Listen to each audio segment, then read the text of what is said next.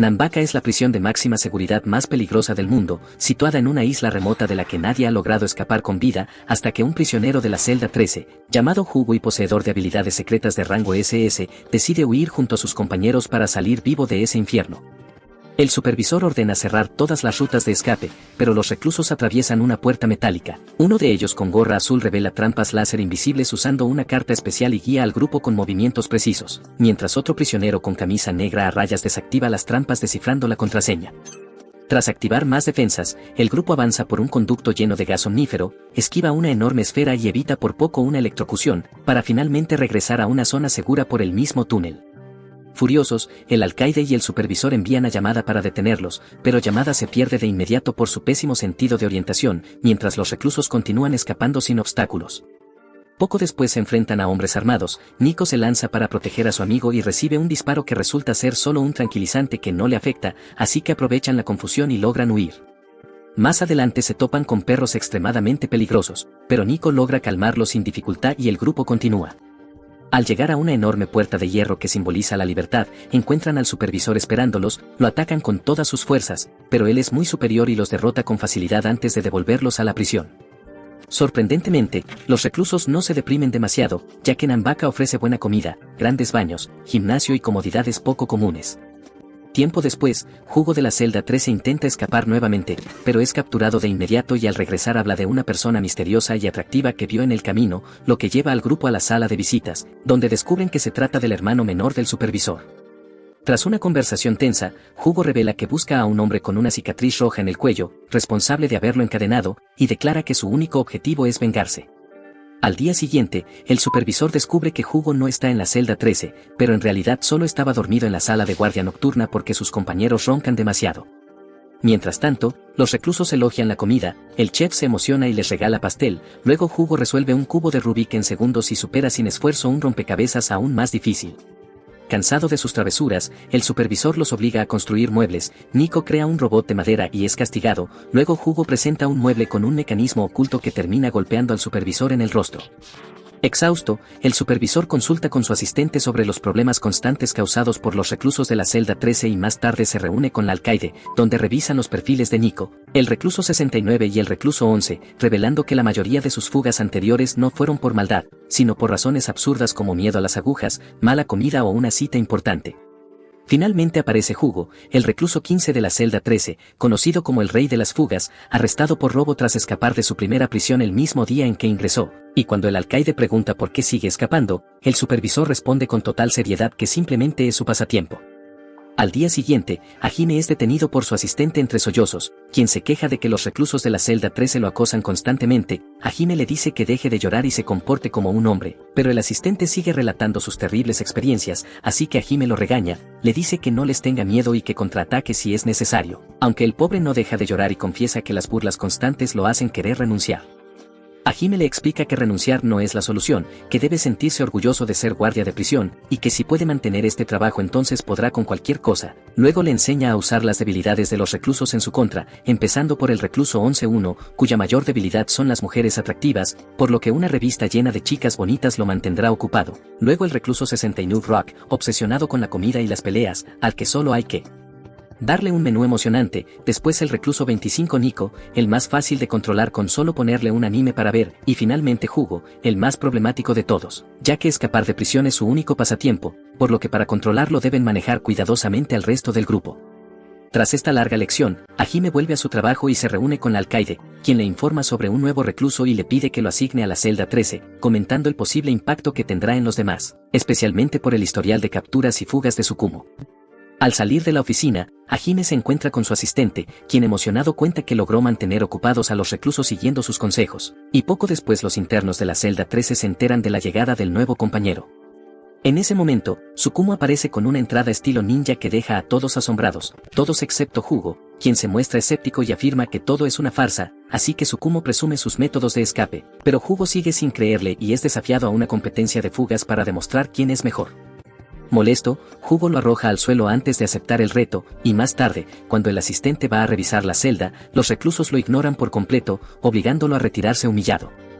El duelo comienza con Tsukumo siguiendo a Hugo y llamándolo técnica de sombra ninja, mientras los demás observan y animan. Hugo abre cerraduras y desactiva trampas láser con precisión, mientras Tsukumo solo lo sigue torpemente, hasta que se topan con Hajime, ante quien Tsukumo intenta mostrar sus supuestas técnicas ninja, pero Hajime lo derrota de un solo golpe y lo lanza a un lado sin esfuerzo. Aún así, Tsukumo insiste con técnicas inútiles, lanza hojas y armas ninja, y termina atrapándose a sí mismo con su propia torpeza. Más tarde, Hajime y su asistente revisan las grabaciones y descubren que Tsukumo encontró todas las cámaras ocultas y posó conscientemente para cada una, así que deciden trasladarlo a la celda 11. Al día siguiente, Yamada abre la celda 13 y anuncia que mañana es la víspera de Año Nuevo y que habrá decoraciones y limpieza a cargo de los reclusos, mientras Hajime va a la oficina del alcaide, quien no puede evitar mirarlo con admiración, y más tarde discute con los supervisores el próximo torneo de Año Nuevo en la prisión de Nanbaka, donde desafían a Hajime diciendo que su victoria del año pasado fue solo suerte.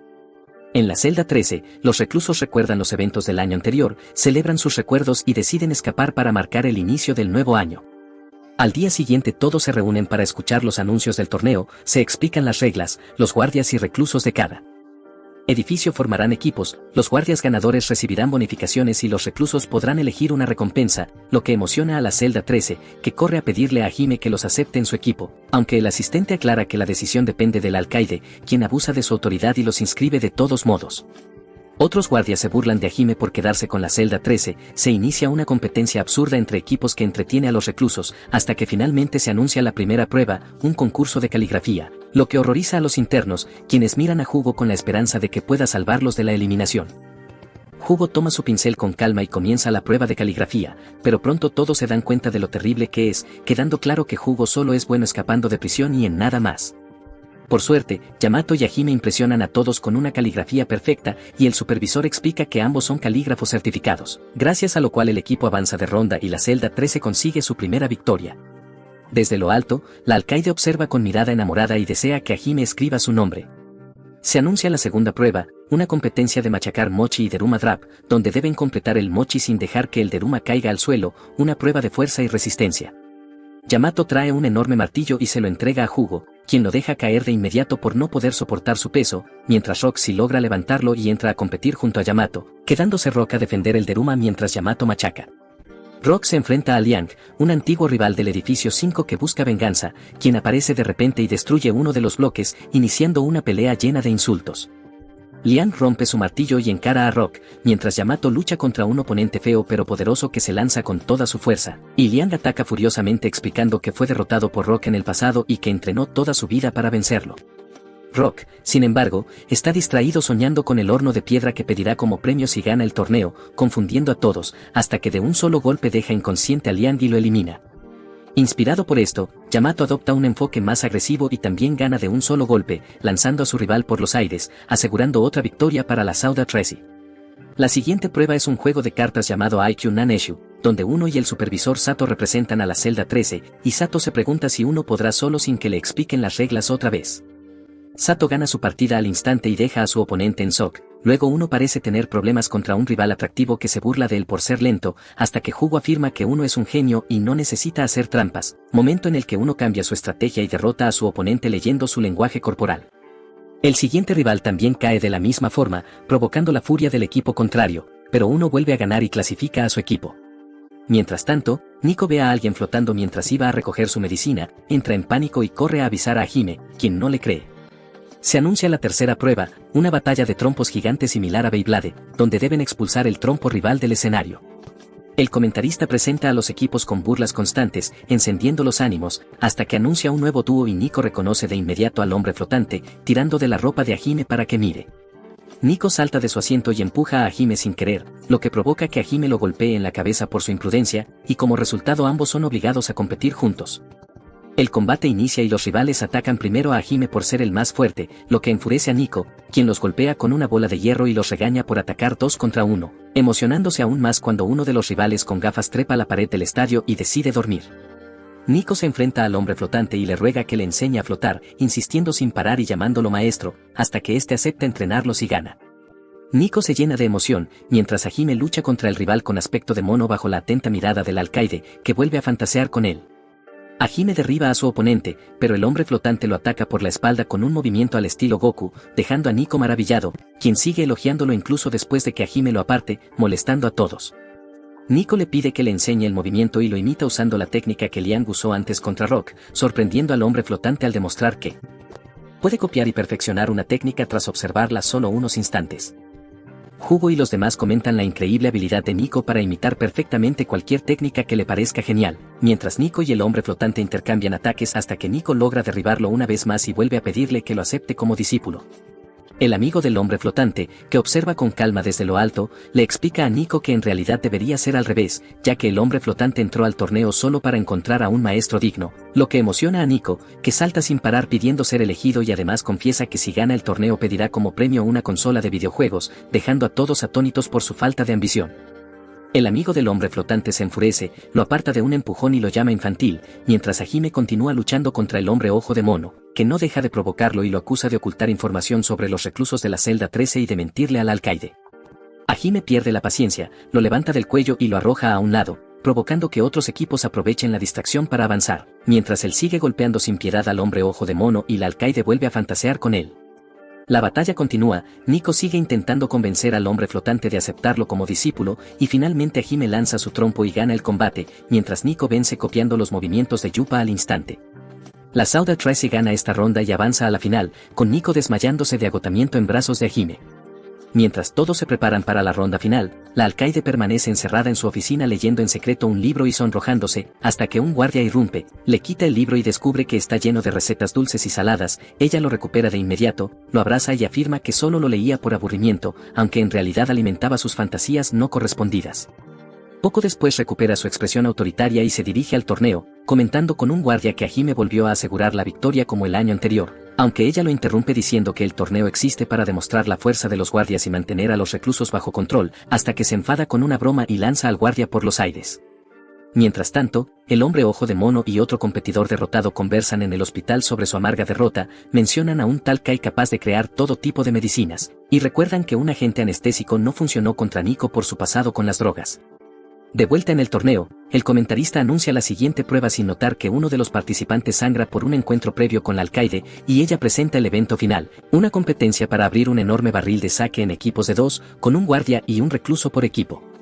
Hugo es empujado a participar por sus antiguos compañeros, mientras Hajime asigna a Yamada, pero un guardia rival exige que Hajime compita, él se niega alegando cansancio, lo que provoca que el alcaide vuelva a sonrojarse y fantasear, hasta que con su mirada intimidante logra que Hajime acepte. El guardia de cabello blanco se vuelve sospechoso al ver lo fácil que fue convencerlo, sin saber los verdaderos sentimientos del alcaide. Hugo queda impactado al descubrir que su oponente es su antiguo compañero obsesionado con conseguir sus grilletes. La competencia comienza, Hugo es atacado por un rival pelinaranja y se levanta furioso. Mientras Hajime intenta retirarse pero es arrastrado de nuevo al combate, declara que no le interesa ganar y desenfunda su arma, sorprendiendo a todos.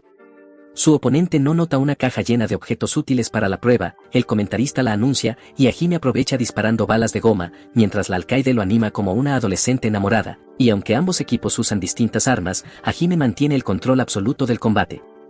Mientras todos esperan que Hajime gane sin problemas, la mayor preocupación es Hugo, que está siendo superado por su oponente, quien se burla de él llamándolo inútil, se quita la máscara y muestra las cicatrices de cuando se arrancó los ojos, aumentando la presión. Hajime domina sin parar a su rival de aspecto porcino, pero el sujeto se levanta una y otra vez, desesperado por impresionar al alcaide, creyendo que si derrota a Hajime ella lo verá como un verdadero hombre. De pronto el rival libera una técnica especial invisible y logra herir a Hajime, provocando sorpresa general, y el hombre ojo de mono desde las gradas se da cuenta de que el enemigo mueve su látigo a una velocidad extrema que lo vuelve casi invisible.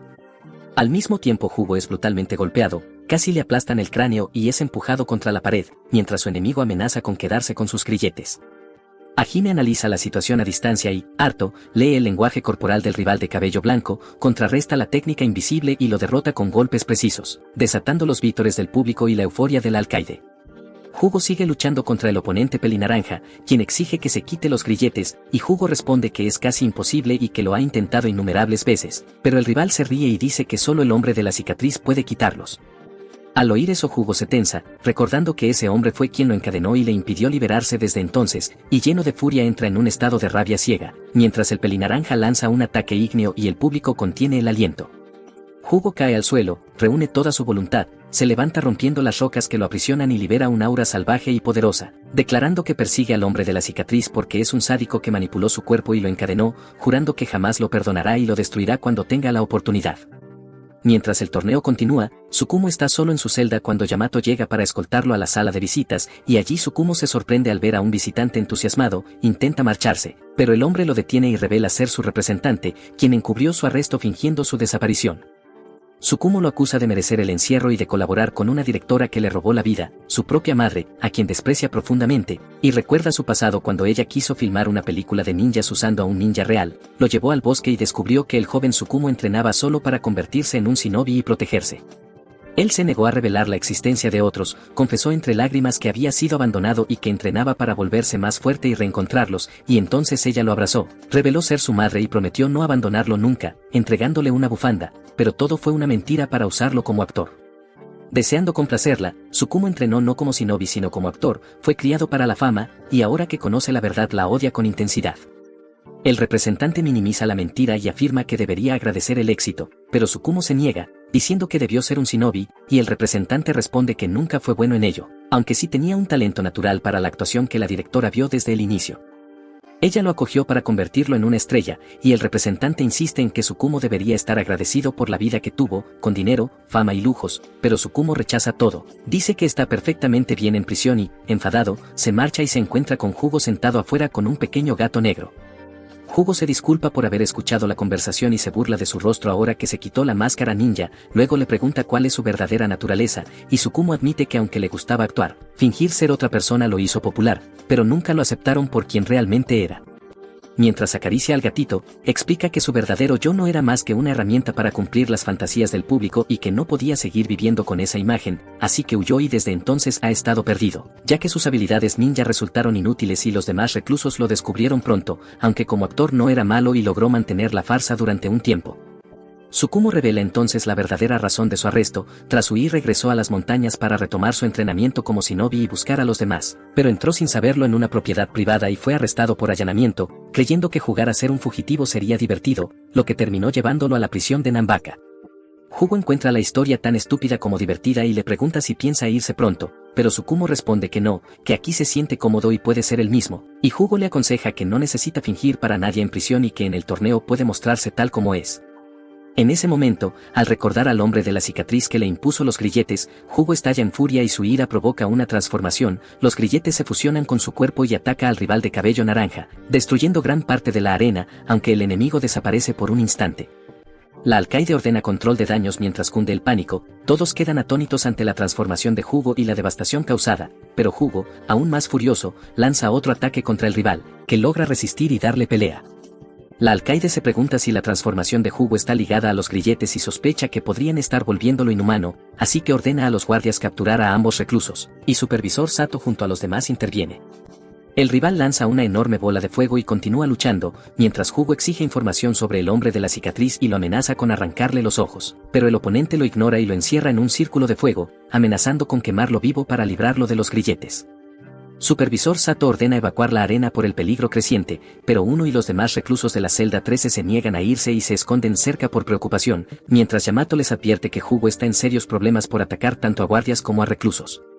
Otro guardia interviene exigiendo rendición, pero es insultado y atacado con fuego, y los guardias se unen para desviar el ataque y avanzar, rodeando al rival hasta que descubren que necesita tiempo para recargarse, momento en el que el hombre ojo de mono lo inmoviliza y entre todos logran someterlo. Hugo queda como el único aún luchando, Hajime va tras él y dispara, pero las balas no lo afectan, y ambos combaten de igual a igual, hasta que uno, incapaz de soportar ver a su amigo en peligro, salta para ayudar y los demás lo siguen intentando calmar a Hugo. Rock logra sujetarlo, pero Hugo se libera y los arroja, sigue exigiendo saber dónde está el guardia de la cicatriz, mientras sus amigos confundidos intentan detenerlo otra vez, hasta que uno se le acerca suplicándole que recupere la cordura. En ese instante Hajime interviene, aparta a uno y golpea a Hugo en el estómago, haciéndolo caer sangrando, y continúa atacándolo sin piedad hasta que el alcaide le grita que se detenga, y él obedece de inmediato. Ella ordena llamar a los médicos y anuncia el fin oficial del torneo de Año Nuevo, y días después Hajime es reprendido por excederse y dejar a Hugo en estado crítico cuando la orden era solo capturarlo, pero Hajime lo minimiza diciendo que todos exageran y finalmente regresa al edificio 13. Lo que ocurrió al final del torneo fue que justo cuando la alcaide anunció su conclusión, Yamato y Hajime simplemente abrieron el saque y se proclamaron ganadores, dejando a todos en shock. Cuando Hajime regresa al edificio 13, uno le lanza cosas enfurecido exigiendo saber en qué estaba pensando al golpear a Hugo con tanta brutalidad, y todos se muestran furiosos con Hajime, especialmente uno, que lo enfrenta en un tenso duelo de miradas y lo acusa de estar dispuesto a matar por su trabajo. Hajime admite que es cierto, pero también reconoce que esta vez se excedió, y al oírlo uno se calma un poco y le dice que aunque Hugo es pésimo en casi todo, como caligrafía, matemáticas o deportes, es excepcional escapando de prisión, que esa es la única cosa en la que realmente destaca. Recuerdan con cariño a Hugo y afirman que no es un monstruo, que en el fondo se preocupa por ellos, y cuando preguntan dónde está Hugo, Hajime se marcha sin responder.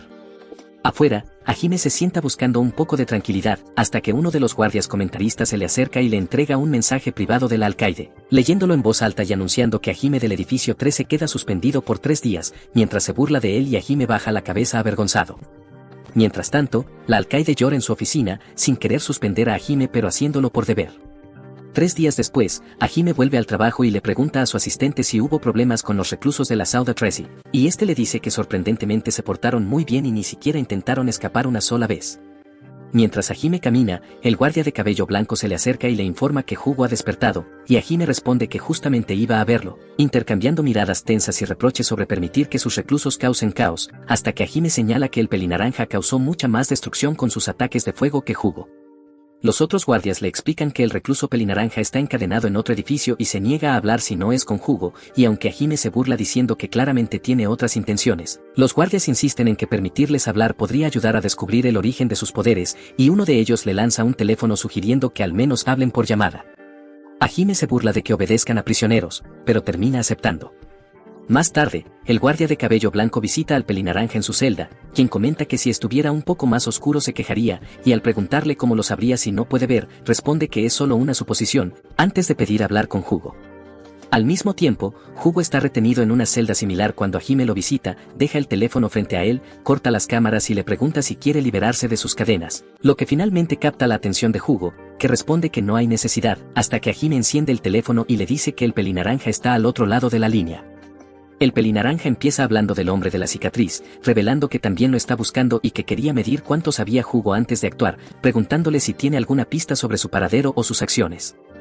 Hugo aprieta los dientes y admite que no sabe nada, confesando que esperaba obtener información de él, y explica que ese hombre fue quien le colocó los grilletes, pero que no sabe nada más. El pelinaranja se ríe y pregunta si su único objetivo es quitárselos, y aunque Hugo lo confirma, el otro no le cree y se burla, lo que lleva a Hugo a preguntar por qué está tan obsesionado con sus grilletes. El pelinaranja explica que los grilletes en sí no le importan, que solo son un medio para acercarse al hombre de la cicatriz y finalmente matarlo, lo que deja a Hugo impactado al saber que él también fue torturado por ese hombre durante mucho más tiempo. El pelinaranja cuenta que el hombre de la cicatriz se presentó como un científico que prometió aliviar su sufrimiento, pero en realidad explotó su cuerpo y sus poderes en experimentos, convirtiéndolo en un verdadero monstruo, y cuando Hugo duda de que algo así sea científico, el pelinaranja le recuerda que los propios grilletes de Hugo también desafían la ciencia. Explica que intentó matar al científico con sus llamas, pero este atravesó el fuego sin dificultad y lo hirió gravemente, y finalmente confirma que el científico también llevaba grilletes que se transformaban en cuchillas, igual que los de Hugo, haciendo que Hugo comprenda por fin por qué el pelinaranja desea sus grilletes, para igualar el poder del científico y matarlo de una vez por todas. El recluso pelinaranja confirma todo y vuelve a pedirle los grilletes a Hugo, pero Hugo se niega y le dice que es una pésima idea, aunque el otro no se preocupa mientras tenga una oportunidad de vengarse, revelando además que ya no puede usar su fuego porque los médicos de Nanbaka le implantaron algo parecido a un chip que suprime su poder, razón por la cual no puede escapar y por ahora está atrapado allí. Tras terminar la llamada, Hugo lo llama idiota, pero Hajime interviene y le dice que en realidad Hugo es peor, que está vacío por dentro y no tiene un propósito real, que su afición por escapar de prisiones no significa nada, y que si tuviera un deseo verdadero ya habría entendido por qué el pelinaranja le contó su historia. Hajime señala que cuando Hugo llegó a Nanbaka tuvo por primera vez un objetivo claro, escapar, pero nunca se comprometió de verdad ni logró mantenerse libre porque en el fondo tenía miedo de lo que pasaría si escapaba de verdad, por eso siempre alargaba sus intentos. Hugo intenta discutir, pero Hajime le dice que en el fondo está aterrorizado porque sabe que se está acercando al científico de la cicatriz y que si realmente quisiera encontrarlo ya habría descubierto algo, y Hugo termina aceptándolo mientras maldice sus grilletes y recuerda su infancia, cuando nunca quiso ni disfrutó nada y solo existía sin rumbo.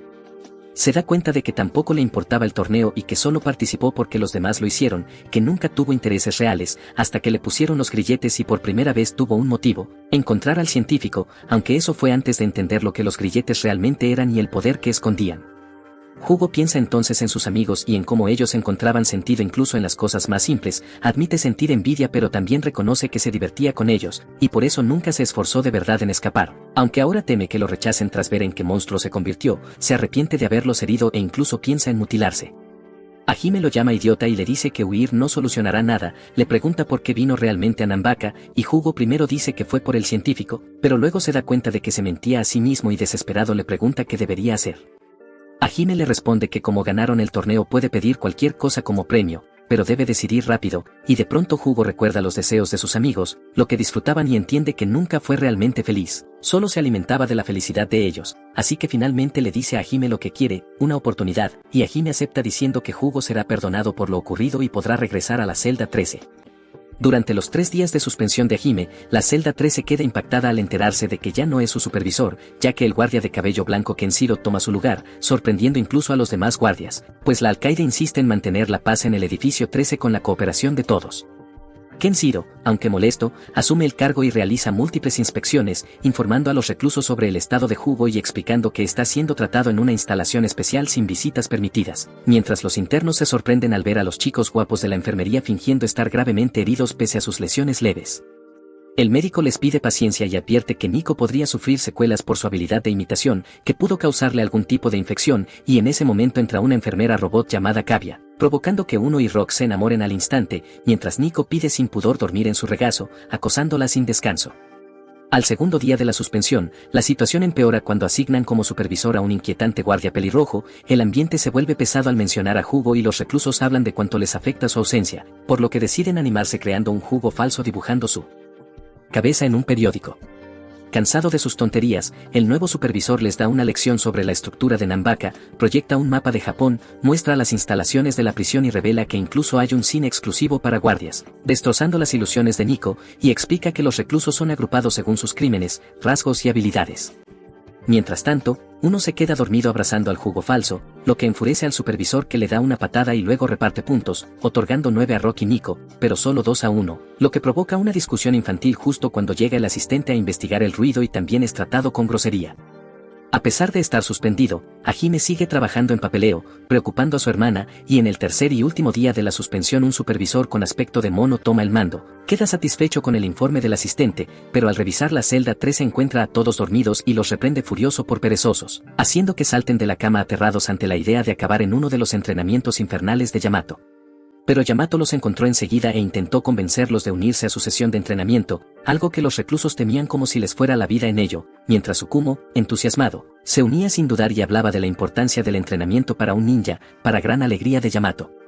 Desesperados por evitarlo, los demás empezaron a inventar excusas, incluso fingiendo que Hugo había contraído una enfermedad larguísima e imposible de pronunciar, reuniéndose alrededor del Hugo falso para darle condolencias como si ya hubiera muerto, lo que despertó las sospechas del supervisor con aspecto de mono.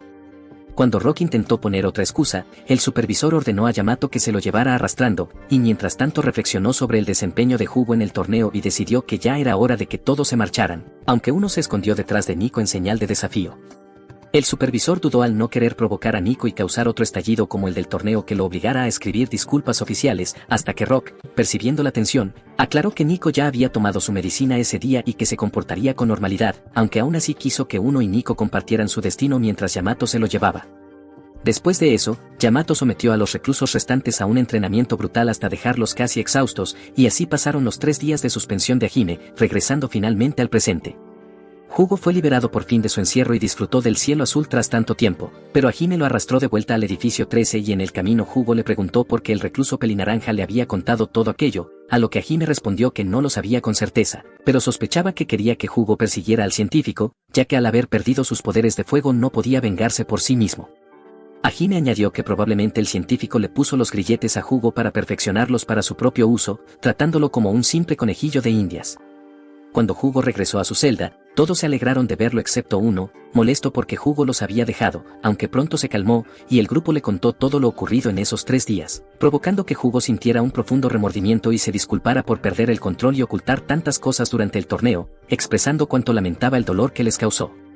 Durante la noche, Rock despierta de una pesadilla sobre su pasado, pero aún así tranquiliza a Hugo diciendo que está bien y explica que está especialmente emocionado porque ese día recibirá por fin su premio, un horno de piedra muy deseado por haber ganado el torneo. En otra parte de la prisión, el hombre flotante y Liang entrenan en su celda y hablan de lo ocurrido hasta que su supervisora Inori aparece, los escolta fuera del edificio 5 y los lleva al edificio 13, explicando que Rock pidió verlos. Al llegar, Rock los recibe con entusiasmo y les ofrece las primeras porciones de pizza recién horneada en su nuevo horno de piedra, compartiéndola con todos, y aunque Liang duda al principio, con el ánimo de los reclusos de la celda 13 y de Inori acaba aceptando una porción y queda sorprendido por lo deliciosa que es. Rock aprovecha para explicar las ventajas de cocinar con horno de piedra, y los demás, incluidos Yamato y Hugo, elogian la comida, que llena a todos de una cálida satisfacción, y Rock incluso ofrece a Liang platos tradicionales chinos, despertando en él una fuerte nostalgia que le recuerda su hogar y le hace darse cuenta de que nunca había apreciado realmente sus comidas ni su vida. Conmovido por la amabilidad recibida, Liang admite lo mucho que significa para él y se disculpa con Rock por su frialdad pasada. Disculpa que Rock acepta con una sonrisa mientras recuerda la importancia de valorar la comida que se tiene, una lección que resuena en todos. Tras despedirse y volver a su edificio, Liang se siente más conectado con los demás, y después de su partida Hugo reflexiona sobre cómo Rock ha cambiado para mejor, lo que lleva a Rock a recordar su pasado violento y los abusos sufridos en otra prisión, así como el día en que Hugo lo ayudó a escapar y lo invitó a comer hasta quedar satisfecho, una experiencia que le dio una felicidad inmensa que no había sentido en mucho tiempo. Hugo, por su parte, no recuerda haber hecho nada especialmente importante por Rock, pero Rock lo descarta con una sonrisa y le asegura que hizo mucho más de lo que cree, añadiendo que algún día también encontrarán la comida favorita de Hugo y dando a entender que les espera un futuro brillante. Mientras tanto, en otra zona de la prisión, Nico se somete a su examen médico semanal y yace allí sintiéndose solo, triste y aislado, con una expresión tan deprimida que incluso la enfermera robot se preocupa. Al notar su estado de ánimo, uno se ofrece a llevarle sobras y junto con Hugo y Rock se dirige a la enfermería para visitarlo, acompañados por el científico de la prisión Okina y el médico, quienes les advierten que no lo exciten demasiado. El humor de Nico sigue empeorando y Uno y Rock bromean diciendo que quizás se deba a su esposa Kasari. Sospecha que resulta ser cierta cuando Kasari irrumpe dramáticamente atravesando la pared del hospital y comienza a discutir con Nico frente al hijo de la enfermera robot. A pesar de la pelea, la enfermera logra hacerlos entrar en razón, y entonces Kasari le informa a Nico que su consola de videojuegos ya está lista, despertando su interés, aunque en lugar de una simple consola revela que le han preparado toda una sala de arcade, llenándolo de emoción. Nico le agradece efusivamente, pero ella le resta importancia, y luego pregunta al asistente por qué están allí los demás reclusos si el premio era solo para Nico, a lo que él responde que estaban demasiado emocionados y querían verlo. Incapaz de contenerse, Nico empieza a jugar con entusiasmo a las distintas máquinas, y más tarde pide que llamen al hombre flotante para compartir la experiencia. Cuando este llega, claramente molesto por la llamada, su humor mejora rápidamente, mientras Hajime y el supervisor con aspecto de mono entran en una competencia absurda presumiendo de sus reclusos. Los internos de la celda 13 y la celda 8 disfrutan juntos del arcade, y en otro rincón el guardia comentarista intenta convencer a Hugo de que se divierta, hasta que Nico lo arrastra a una máquina de grúa donde uno demuestra cómo jugar ganando un muñeco de Hugo y regalándoselo. Hugo, algo confundido, acepta el obsequio, y el hombre flotante también se anima a jugar, frustrándose al principio pero alegrándose cuando logra ganar un muñeco de sí mismo. Al final del día, Kasari le ofrece a Nico la consola prometida, pero para sorpresa de todos él la rechaza, explicando que prefiere el gran arcade para jugar con sus amigos, y mientras conversan cuenta cómo Hugo lo introdujo en la cultura japonesa, especialmente el manga y los videojuegos, cambiando por completo su forma de ver la vida. Hugo se sorprende al oírlo, pues no recuerda haber hecho nada especial, pero Nico insiste en que significó muchísimo, y Hugo expresa interés en aprender a jugar videojuegos y le pide que le enseñe. Afuera del arcade, uno ve al recluso pelinaranja caminando con Kenshiro y lo detiene, pero Hugo interviene diciendo que ya no es una amenaza porque perdió sus poderes de fuego, aunque uno exige que se disculpe por sus actos pasados, y cuando lo hace lo perdona de inmediato y lo invita al arcade. Kenshiro permite la visita con la condición de que revele más sobre su pasado, y el pelinaranja acepta contando que desde su nacimiento era diferente, con una temperatura corporal anormalmente alta, algo que sus padres llamaban un don del sol, pero al crecer el calor se volvió incontrolable y sentía que su cuerpo ardía por dentro. A pesar de innumerables exámenes médicos sin resultados, su condición empeoró, comenzó a sufrir pesadillas constantes y un día su cuerpo fue envuelto en llamas causándole graves quemaduras, lo que los médicos llamaron combustión humana espontánea sin explicación alguna. Aún así, sus padres nunca lo abandonaron y fueron su único apoyo, pero al llegar a la universidad fue víctima de rumores maliciosos que lo acusaban de incendiario, provocando que los demás estudiantes le tuvieran miedo, lo evitaran y acabaran odiándolo por mentiras que arruinaron su vida.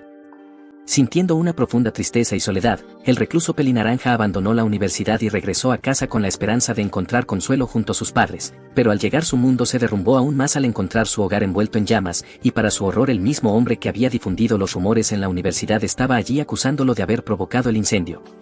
La policía llegó poco después y, pese a su inocencia, creyó las mentiras y procedió a arrestarlo, y en medio del pánico él se resistió, provocando que su cuerpo volviera a estallar en llamas frente a todos, lo que hizo que la gente retrocediera aterrada llamándolo monstruo, momento en el que perdió toda esperanza y dejó de luchar, permitiendo que lo llevaran detenido sin más resistencia. Al principio la cárcel se sintió como un alivio, casi como un santuario lejos del mundo exterior, donde ya no era una amenaza para nadie, o al menos eso creía, hasta que un día apareció ante él un misterioso hombre con una cicatriz. Este hombre le prometió curar su condición y librarlo de las llamas incontrolables, y desesperado aceptó la oferta, pero en lugar de ayudarlo el hombre de la cicatriz empeoró todo, mejorando su capacidad de controlar el fuego y permitiéndole invocar y manipular llamas a voluntad sin sufrir daño físico alguno.